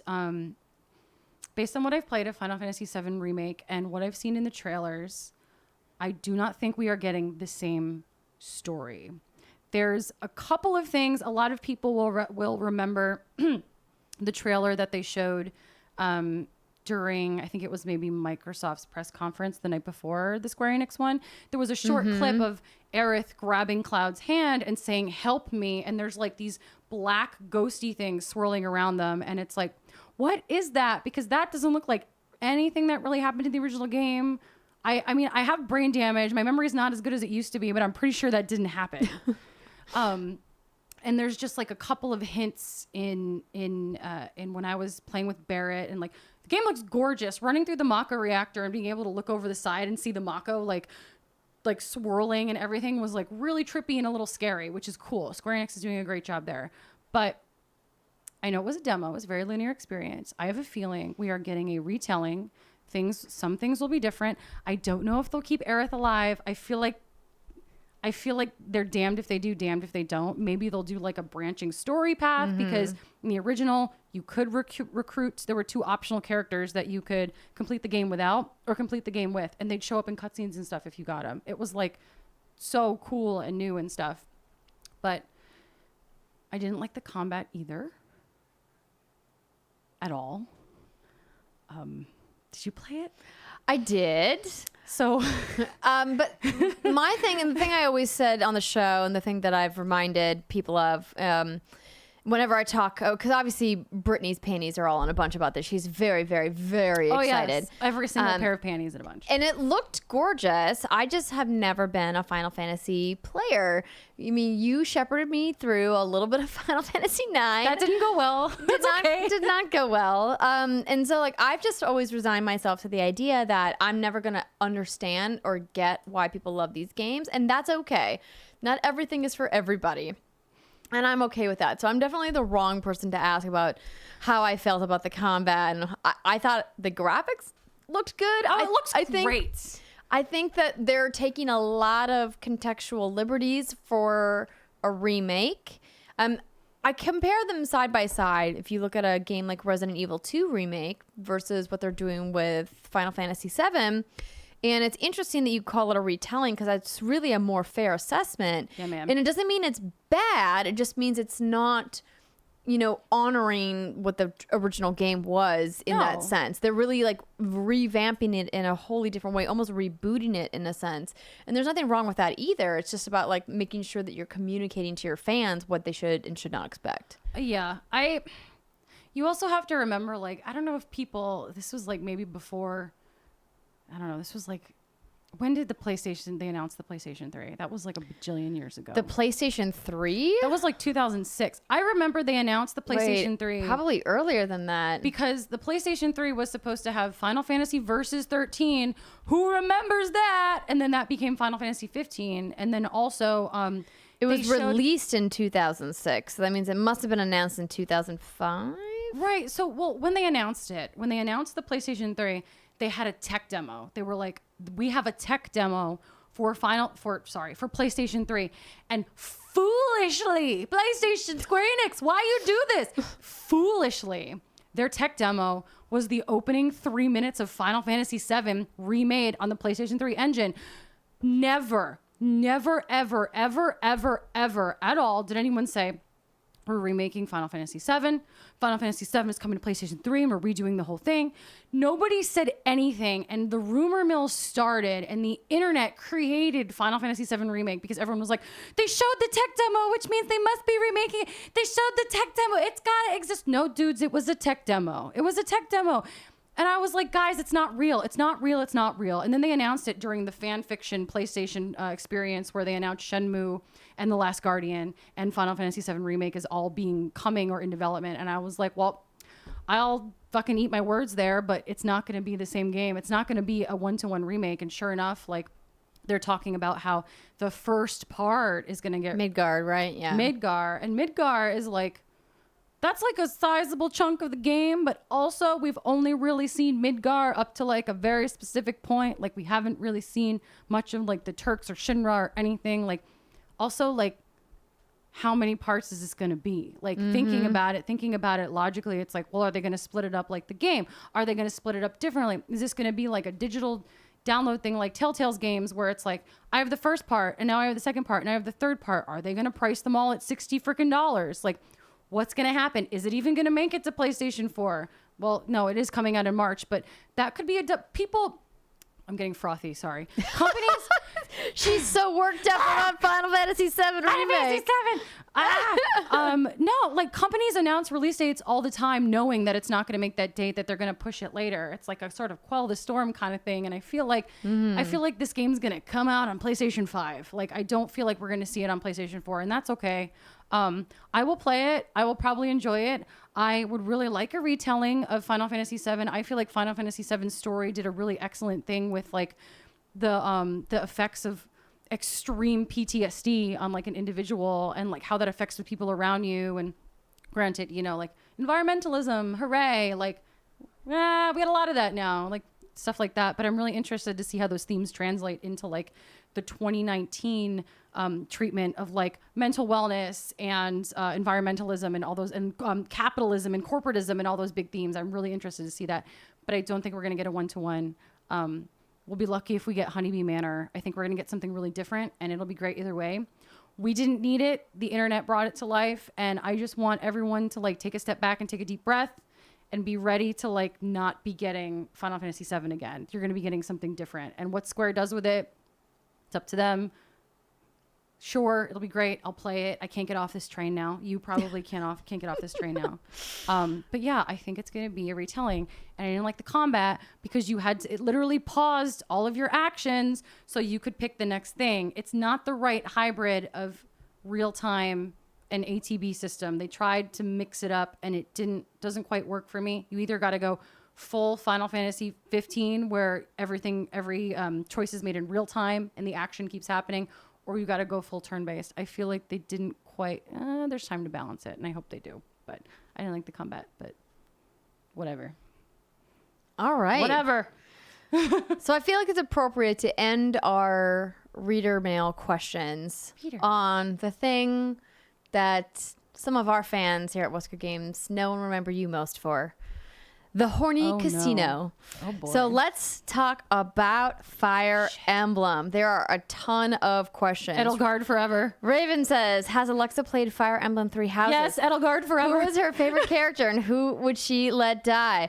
Alexa, I'm sending you all the virtual hugs, says Teddy, through the internet. You are so loved and missed on WGG. I could ask you a multitude of questions related to Kingdom Hearts, like if you had new theories on dead Nintendo characters, but my question has to be about husbandos. Let's talk about Fire Emblem husbandos. Claude? It's Claude, right? Any other significant video game husbandos worth noting?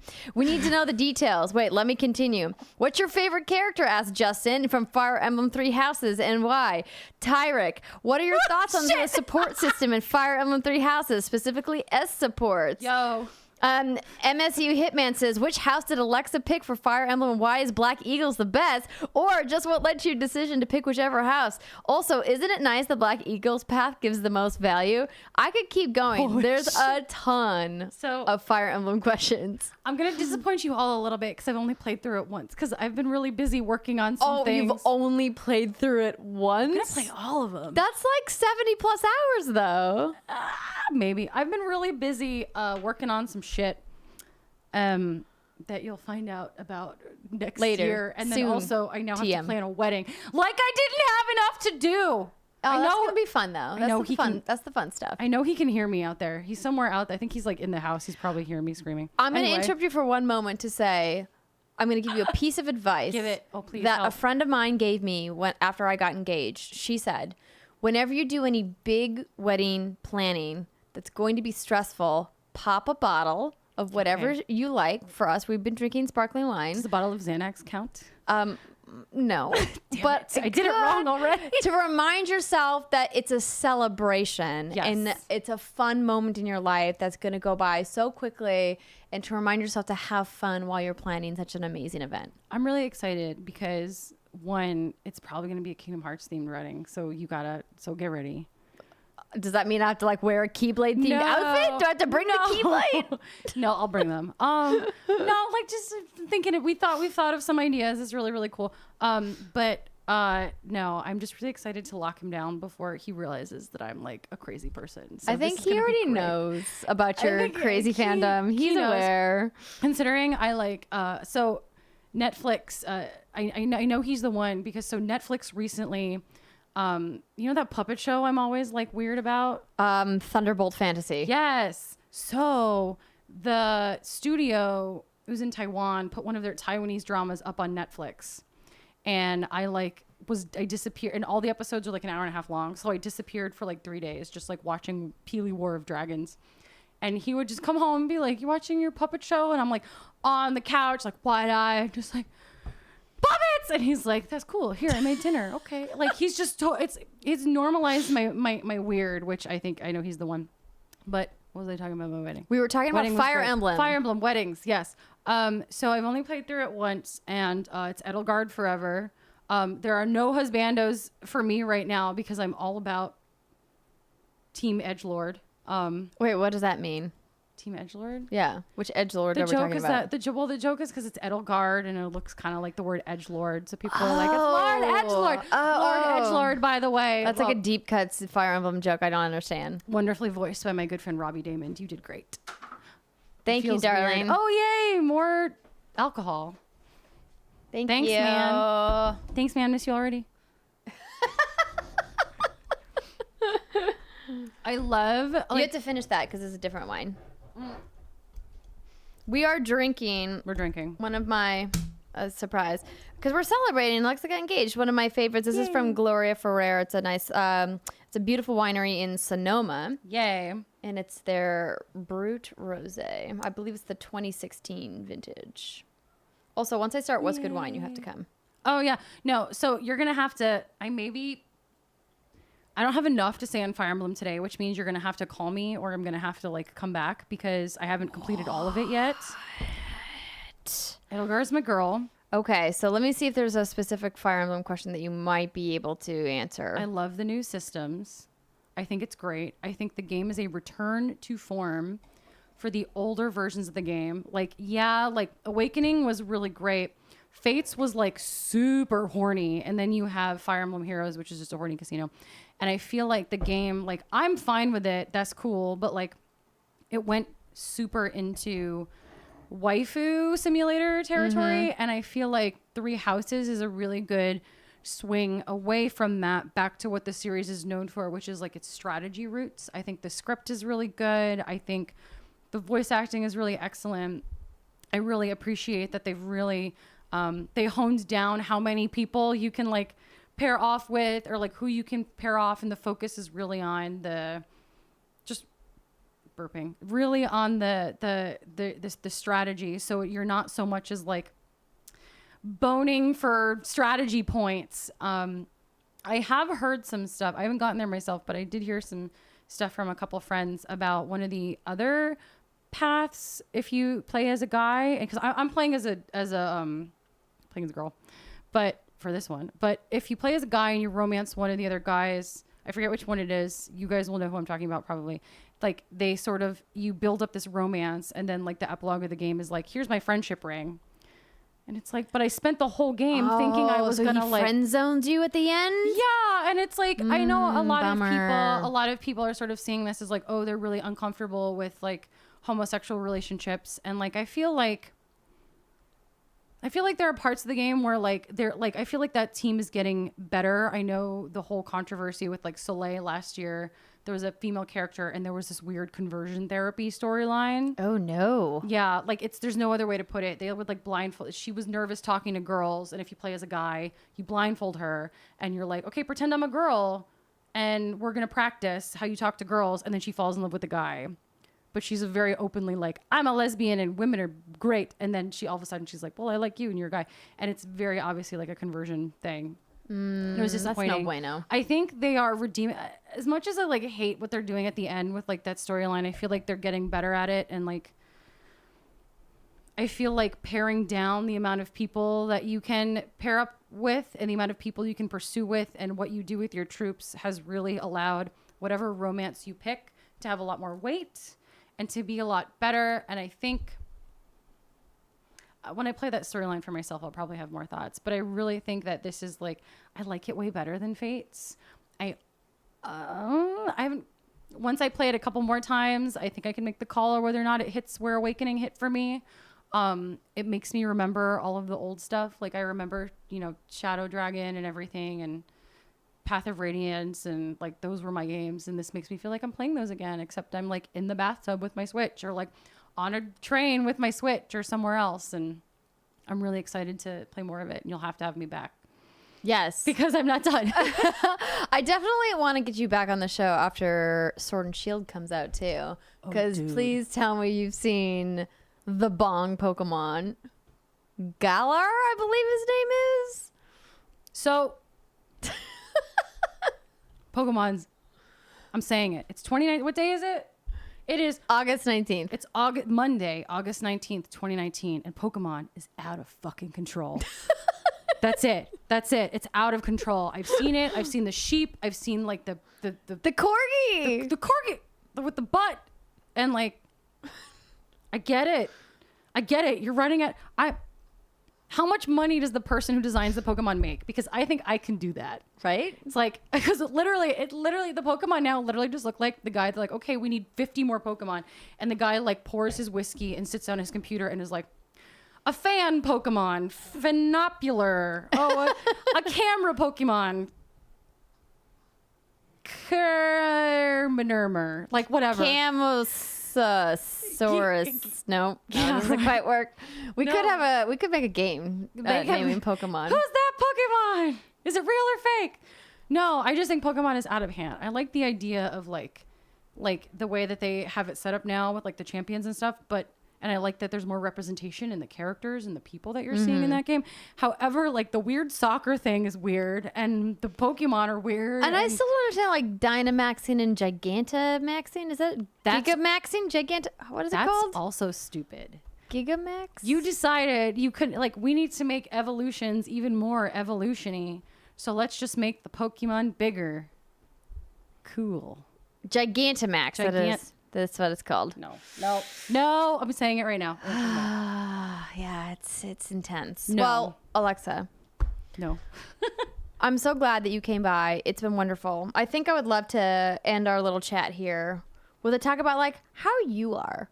How are you doing? So many people out there have written into us over the months and been like, what's up with Alexa Ray? We haven't heard from her, and we just want to let her know that she was so important to us, and we love her, and we miss her, and we want to make sure she's okay. And I was like, she's doing so much better, you guys. She's doing great. I'm alive. Way better. You can probably see it on I'm not wearing any makeup. You can probably also tell that. But like I don't have like the weird bags under my eyes anymore. I want to again, and sometimes I go back and listen to that last clip I did where I talk about like mental wellness and stuff like that. I cannot like, again, like if any of you take anything away from ever listening to me speak or any of my dumb shit, like forget Kingdom Hearts, forget Husbandos, forget all of that, like take care of yourself and you will know, like your body will tell you when it needs you to take care of it and like listen to it. Like don't be that guy. Don't be me. But to answer that question, like I'm doing a lot better. As I said, I just kind of list to the right a little bit. Yeah.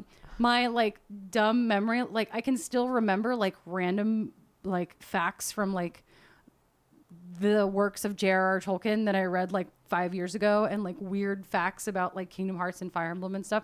But if you asked me in 5 minutes, like, oh, I gave you a random sequence of numbers, like what were they? I would be like, I don't know. What?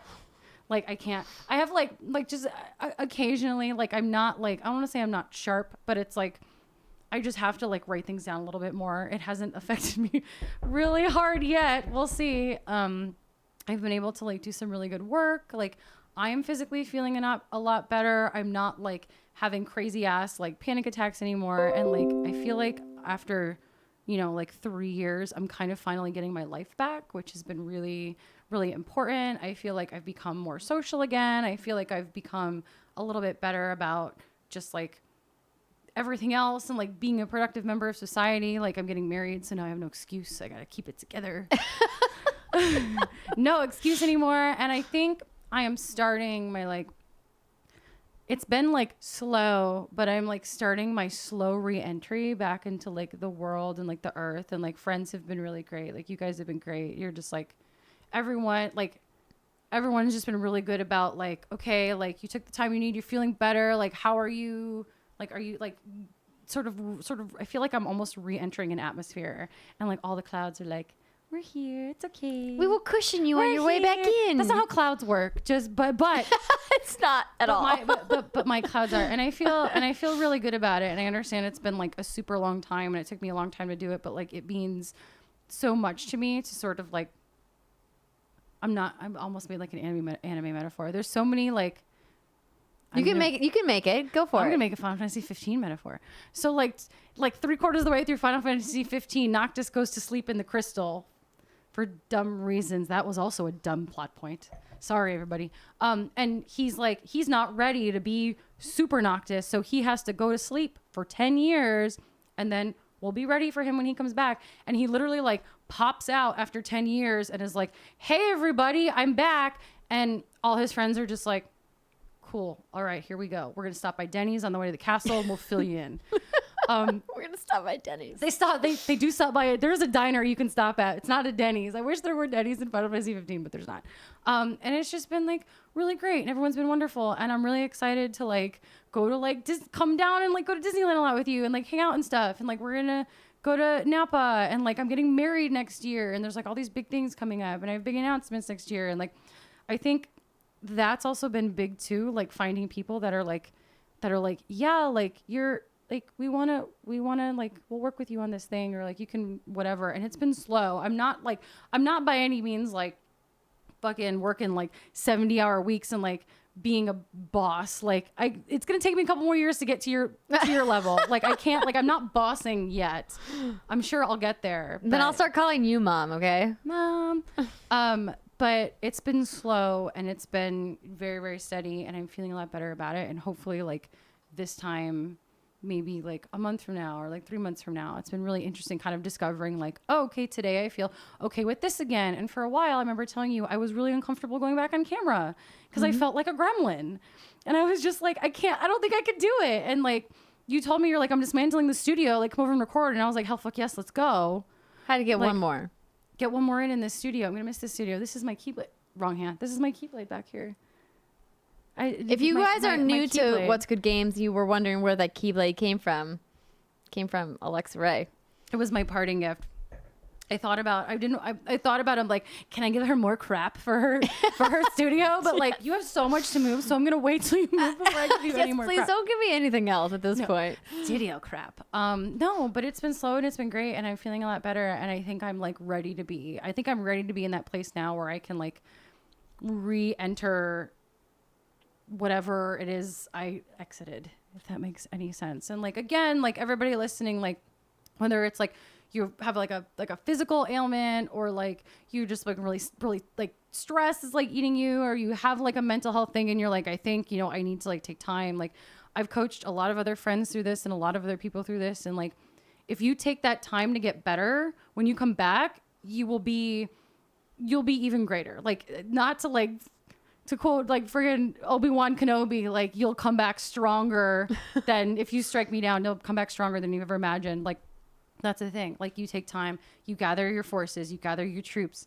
and you incubate a little bit, and then you come back and everything's great. So like, there's no like, take that time for yourself and then go for it, because it'll only get better from there. And it's only gotten better from there for me. I tricked a guy into marrying me. It's pretty great.